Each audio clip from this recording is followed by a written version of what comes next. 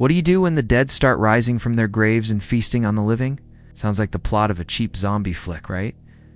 Well, it's actually the terrifying reality for one unlucky hiker who stumbled upon a graveyard that was anything but peaceful. It all went down in the small town of Mineral Bluff, Georgia, about 3 hours outside of Atlanta. A 21-year-old woman was hiking in the woods near an old cemetery when she heard some strange noises coming from the direction of the graveyard. At first, she thought they might be the sounds of some nocturnal wildlife, like a raccoon or an owl.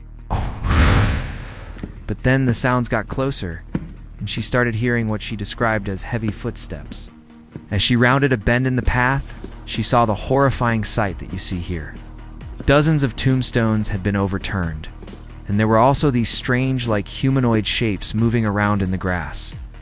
And as she got closer, she realized with a growing sense of dread that those shapes were actually corpses that had risen from their graves and were shambling around in a sort of zombie-like state. She turned and ran, making a beeline for her car.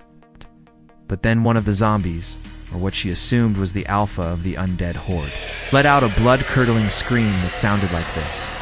Yeah, that's not a sound you'll soon forget.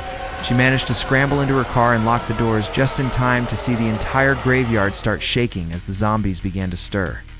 Then they started running after her, pounding on her car and scratching at the windows. She could see their distorted faces contorted in rage and hunger, and she could hear their guttural moans echoing through the forest. The dead didn't have any cool zombie powers like turning people into more zombies or super strength. They were just your standard flesh-eating ghouls that wanted to get their hands on some tasty living flesh. And since she was trapped in her car with no way out, she did the only thing she could think of. She rolled down her window and stuck her arm out and screamed, "Take my hand, you son of a bee!" The zombie nearest to her, a big muscular guy with dirt caked on his teeth, reached out and grabbed her hand. But instead of biting her, he just looked at her hand, and then at her face, and then back at her hand again. Then he let out a frustrated groan and started clawing at the side of the car. That's when she realized that these weren't actually flesh-eating zombies.